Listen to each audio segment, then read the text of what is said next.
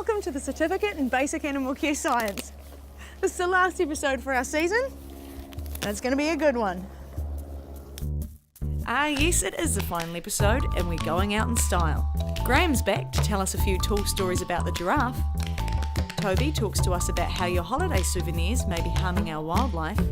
We discover what it takes to be a volunteer, and will the true king of the beasts please step into the spotlight. But first, here's Nikki and Roldo to explain why there's a farm in the middle of the wild.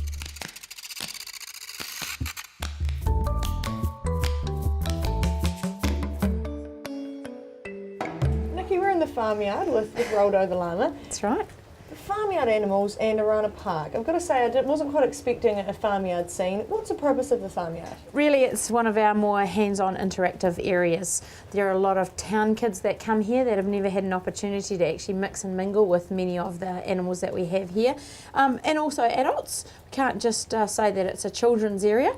So being here means that they can come in and do what I'm doing now, actually have some hands-on. So Roldo's one of our stars, very friendly, probably one of the most photographed llama in Canterbury. But we also have lambs and calves, guinea pigs and rabbits, gorgeous cooney pigs, and also our chooks running around. And what kind of care needs to be taken with farmyard animals? Pretty much standard care, obviously feeding, shelter, as you can see on a day like today's. And seems quite happy to be rolling around in the rain out there. He does. And just general health care, making sure that they're well fed, no ailments, no injuries, just things like that. And what kind of interaction can visitors have? Our farmyard feeders at 1 o'clock every day, so at that time they can actually hand feed lambs and calves, and also our cooney pigs, and then we have guinea pigs and rabbits, and many of our volunteer staff will come along and hold those so that the kids and even the adults can get a pat of those, and they seem to love that. And bringing visitors in here and having that form of interaction, what is that doing for the conservation efforts of Orana? It's more an advocacy, giving people the opportunity to learn and experience. And I guess that from there they can take that back, and they may even have a pet at home, and they can look after that and learn about husbandry themselves. We do get a lot of school groups coming through here to learn about the husbandry of small animals.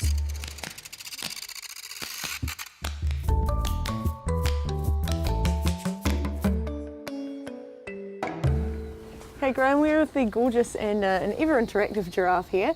Tell me about these guys and how they've come to Orana Park. The Rothschild giraffe here are part of an international program to keep the species around. Here goes a button, carry on. Early 90s, the original pair were brought in, and that's Natalie here on immediately the closest to me. Her mum and dad were originally imported into New Zealand for part of that program, and since then we have had quite a few calves born. I think it's about 18 or 19 now over the last 10 years or so. And since moved them all over Australasia, we now have bulls breeding in Perth and some up in Hamilton, one in Auckland and another one in Wellington. And it's all been a very, very successful program. Giraffes are unusual to look at. What in their physical makeup helps them in the wild? The giraffe's anatomy and structure, really, if you have a look at them, their large neck, obviously great for browsing trees, and that's what they're designed to do. They are a browser. The front feet on a giraffe are weight bearing. All their weight is over the front of the animal, so you can see because of the long neck and the head. So they have a very powerful kick and a stomp, so they're very capable of looking after themselves when it comes to predators. Really, they only have one large natural predator, and that's lions, and generally when you get old, a little bit run down is when the lions will tend to get involved. Excellent set of eyesight, obviously, great sense of smell, excellent hearing, and these large horns on the top of their head, we believe that they use them for defence. We don't know entirely why, because there's nothing really that's going to attack them at that height. Very large set of lungs, obviously, but a heart the size of a basketball, they believe, to be able to pump that blood up and down the neck. They have a valve system in the neck which allows the blood to go up and not rush out when they lower the head up and down. You can imagine fainting too quickly if all your blood rushed out of your head if you lifted it too quickly. What is the endangerment problems with the Rothschild giraffe? One of their biggest problems is habitat loss. They come from Central African area there, and our biggest problem at the moment is getting some new animals into our program, but unfortunately political issues in that part of Africa are making it very, very difficult. What about the breeding of the giraffe? How does that happen with such a huge animal? It's quite unique, really. Gestation for a female is 15 months. They give us some very good clues the night before they actually give birth. They stand while delivering their calf, and by the time the calf actually is about to hit the ground, he's only about a couple of inches off the ground, and he just tends to roll into a bit of a heap, and we expect that animal within an hour and a half to be standing and drinking. And is there any special care that needs to be taken with the pregnant giraffe? Is ad lib food, really, just making sure that she's getting plenty of nutrition. These pellets that you see us feeding here now are basically designed to be able to do that. All the basic nutrients and vitamins that they get. We're lucky enough here at Orana to have an oversupply of browse, so part of their program is at night we drag a big branch up into the house so that they can all have something to chew on, and ad lib hay and a controlled amount of pellets. And what about when the new calf is born? Is there anything that needs to be, any form of special care now that they're not in the natural environment? I mean, it's cold in New Zealand, or a lot colder than where they'd come from. Is there any special care that needs to be taken once the calf is born? Really just making sure that they do have some shelter.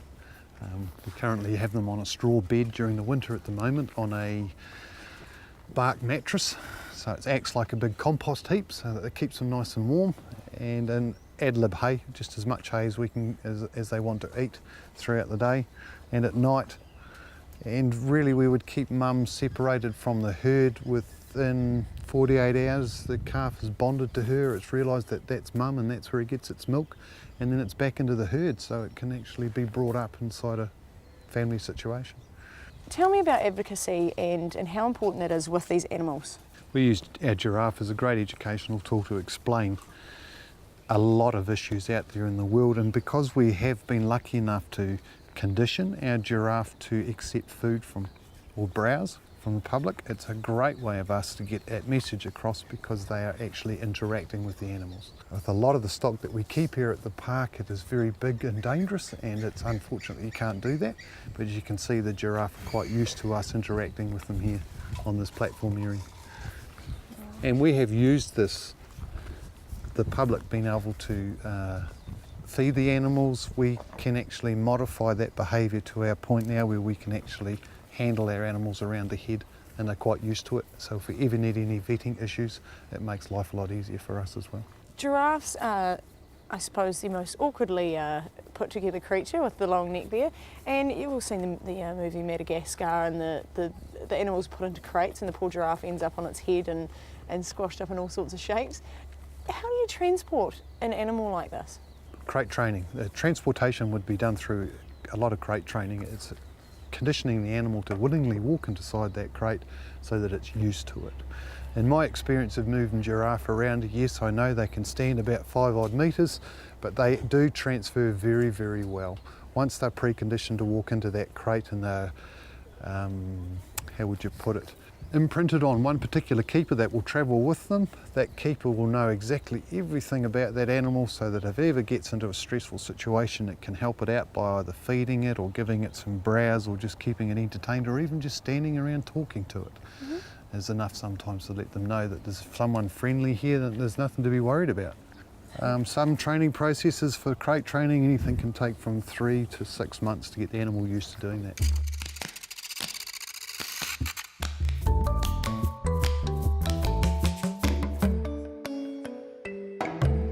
One of our prime considerations in a lot of the education programs is making people aware of the restrictions there are on bringing animal material back into New Zealand.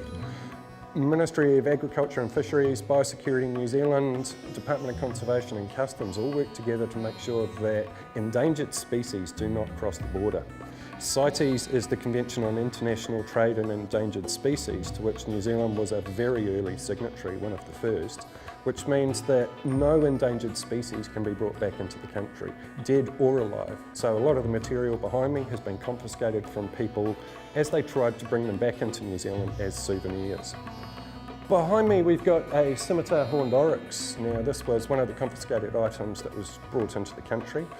It is a highly endangered species. The IUCN classification is still that it's extinct in the wild. There are limited numbers in the wild, but they're not a viable population to continue the species. It became so highly endangered as a result of a civil war in Chad, where the animals did get caught in the crossfire. When things became more entrenched, they were actually shot to feed the troops as well. Bringing them back into the country supports artefacts like this, supports a trade in these items. If we as Kiwis know that we can't bring them back into the country, we're definitely not going to buy them. If the people in these countries where these animals exist can't sell them, they're not going to go out and kill them. If there's no money to be made, the animal is going to be far, far better off. The jars here are other items that were seized as they came into the country. Now these are just whiskey, and within the jar here we've actually got a couple of species of endangered animals. These are snakes. I'm not a herpetologist, so I couldn't actually tell you which particular ones these are, but these were seized because they are endangered animals. We are a developed nation, and the notion of endangered species and working to protect them is very much something that comes from developed nations. If you are struggling to put food on the table, consideration for a species that may become extinct is the last thing you can actually afford to think of. Some, however, like this one, are purely for tourist trinkets. It actually has no cultural basis, despite the background that you can see on it. Historically, they would have decorated shells like these, but this one was done exclusively for sale as a tourist item. These are the ones that we really do want to target. Similar one, we're talking lots here about the animals, but we also have plant items. Rain sticks like these, there's many of these that we'll get around in toy shops and similar things, which are of course plastic. This is an endangered species of cactus. The rattles that you can hear when you invert it are actually the spines that have been pushed through from the outside. The empty core has been plugged top and bottom, and they do produce rain sticks. By making people aware of the impact that these items have, these seized items, we can actually show them how very small and apparently disassociated actions on their part actually have a huge impact on animals far and wide around the globe. Within New Zealand, very small things that we do have a huge impact on our wildlife here. The use of very common pesticides and herbicides have a detrimental effect on our wildlife. So by being aware of what the issues are through articles like these that were seized under the CITES agreement, or a lot of the other awareness programs that we use through the education program, it equips people to be better able to care for the animals that are around them. We have huge problems with people trying to take native animals offshore. It's a major consideration. Tuatara fetch a huge sum on the American black market. Frogs less so, because they're very hard to find. The birds that we have, New Zealand's wildlife is unique. We separated so long ago from the rest of the planet that we have animals here that are positively ancient. Tuatara, their closest relatives are dinosaurs. They are almost a living dinosaur. So because they are so unique, there are collectors around the world who do try to gather our wildlife. Most of the time, Customs and Border Security are very good at catching these animals on the way out before they go out. One of the big issues with them as well is that not many survive the trauma and transportation of being sent overseas and smuggled.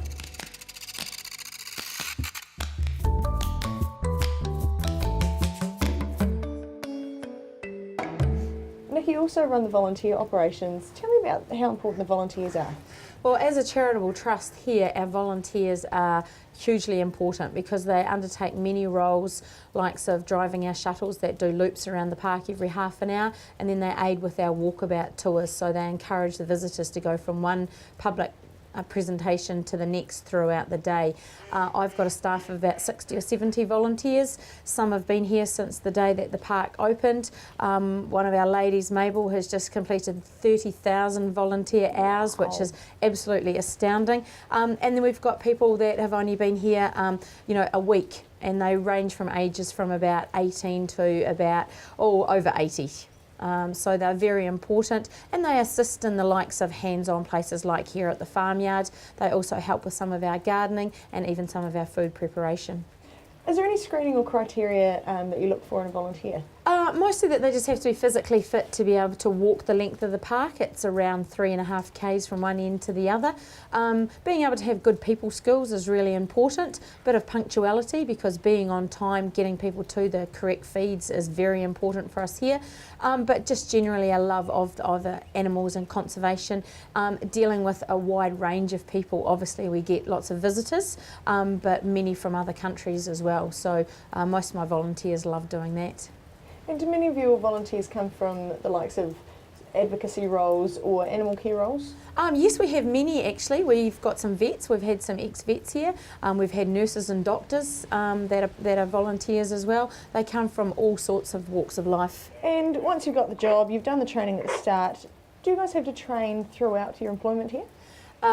We actually do re-evaluations roughly every 6 monthly, just because with, especially with volunteers, you do get quite a turnover of staff, but also for the fact that we want to keep the standards nice and good. And there are things that we will put in place, changes throughout, and it's just to maintain those really. It's just like a quality control. You guys have a cafe right opposite the visitor centre, and you encourage people to have lunch here. Mm-hmm. How do you keep the clientele or people having lunch here? How do you stop people from feeding the animals? I guess it's just vigilance, lots of signs, trying to just be positive to people if you see them doing something wrong and explaining why they shouldn't be doing it. As I say, the majority of our people that come here are our locals, so they do know about our animals. But then obviously our overseas visitors, will also know, but we do have lots of signs around, and I guess it's just a matter of being vigilant. What have been some of the most successful programs that you've witnessed through the Visitor Information Centre? I guess probably our big ones are our kiwi. Huge part, we take pride of being a part of the breeding program there. Obviously our blue duck, because we're very successful in that, have released many blue duck out into the wild. So the native side of things is hugely important to us here, and everybody's quite aware of that. But also our giraffe breeding program, cheetahs, and also our scimitar horned oryx. Our breeding programs are important, as we are as a holding facility for many animals as well. But education is the other thing, so being here in the Farmyard, giving everyone an opportunity to learn about animals, welfare, handling, those sorts of things, that's very important to us as well. Any advice that you have for anybody wanting to get into the animal care industry? I wouldn't say it so much as advice, but if you have a love of animals, it's a great industry to be involved in. It gives you a real sense of well-being, because you're giving something back to the animals, because they can give so much pleasure to you. And yeah, I guess patience is a big thing. Repetition is something else. And it's important that people realise and understand that you have to do the hard work to get the glamour at the end of the day.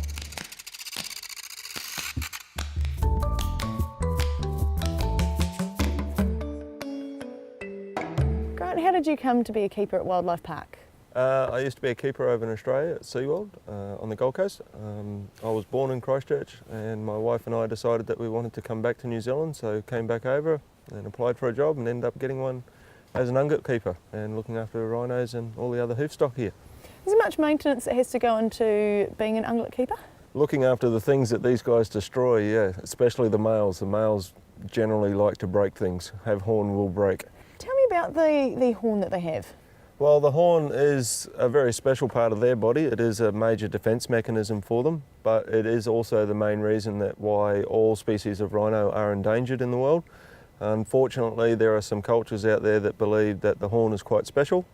It's not really. We all have it on our own body. What the horn is made out of is called a substance called keratin, which is basically a combination of your fingernail material and your hair, and that's basically what the horn is. Unfortunately, these cultures will kill these animals and then they cut that horn off. What they do is they'll grind it down into a powder. They can use it for a number of different things. One is like a paracetamol. Other cultures believe it's quite a good aphrodisiac, believe it or not. And other cultures will just basically cut it off and shape it up into dagger handles or spear handles. So if it's made out of what we've got, of the here and now kind of keratin dealio, does it grow back? Yeah, it does, but it doesn't when they've been killed, obviously. But these guys, you can see the poles behind us here, they put a lot of work into sharpening their horns, and it is exactly the same as our hair and fingernails. It does grow back, it does grow continuously for their whole life. They do say it grows about 60 to 70 millimetres a year. We have one animal here who has knocked off her second horn about 7 years ago, so she's a good example. You can see how much it's grown back in that time. These guys seem a bit like gentle giants. They're munching away on hay. They don't look like they do too much damage. What gives them the vicious nature, I suppose? It's not so much a vicious nature. They're just territorial. They do like to protect their area.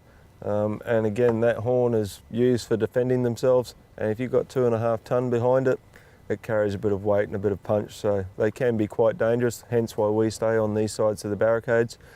Give them a bit of space. Sometimes they can be a little bit naughty, especially Katala here. But yeah, they are fairly gentle as long as you don't get in their face or get into their areas. And we've got 2 barriers between us. Surely if we were behind one barrier, I mean, we could get away from them pretty quickly. They can't be very fast. Don't be fooled. These guys are really fast, very, very agile on their feet and quite sneaky. The reason we have the 2 barriers here is we keep the public down this side and it enables us, the keepers, to work in between here. But in saying that, we try not to walk in front of the animals. The barriers here are quite good because they're horizontal, but the barriers behind you, they're vertical barriers, so they can poke their heads in between the gaps. We actually encourage them to do this. We do a bit of conditioning and training with them to get them to be comfortable with poking their head through, so we can have a bit of a play with their ears and check their eyes and mouth and stuff like that. But yeah, they're very quick, very sneaky. What part does visitor interaction play with getting them comfortable with yourself? Just used to having people around all the time. These animals are usually quite flighty. They're very easily frightened for such a large animal. And the main reason because of that is their eyesight's very poor. So they use their sense of smell and their sense of hearing. They pick up on noises very, very easily. So by having lots of people here, having them used to it, we're able to get people up nice and close and get that special contact with these animals and get them to go away and have a bit of a think about what it is that we talk about while we have them here. Now, we talked a bit about how agile they were. Can you explain that a bit more? How fast can these guys get and how quickly can they turn? Well, these guys are quite capable of running about 40 kilometres an hour and forward, and they can nearly do that in reverse as well. So they're very, very quick on their feet for a large animal. And the other unique thing about them is that they're one of the few species on Earth that can turn around inside their own body length. What does that mean? So the length of their body, they can turn around inside that. They don't have to go forward to do it. What in their physicality? They've got quite a large midsection there. They're a little bit of a tubby little creature. We won't say that too loudly. What gives them that agility? I think it's just the way that their hind legs and their feet are set up. Yeah, they're just very, very agile on their feet, and they're very impressive to see them up and going. Now, the lovely lady behind me here is munching away on hay. Would they be getting hay in their natural environment? No. So normally in the wild they would just get to eat the grassy substance, which in the summer when the grass is growing well in this paddock, they basically feed off this paddock most of the day. The hay we do give them as a supplement to their diet. So in the summer we give them a very small amount because they are able to get plenty of food from this paddock. But in the winter when the grass doesn't grow as well, we up the amount that we give them. Any other nutritional things you have to look out for while they're in captivity? We do supplement them with some nutritional stuff, not much though. No. They used to get fed a lot more than what they do now. The girls are on kind of a diet, looking cute there, Tami. And that's just to do with our breeding program. How do these guys get on in the breeding season? With the male in there, it can be pretty antsy at times. The boys are pretty boisterous. The male that we're planning on putting in with the girls next is quite a man's man.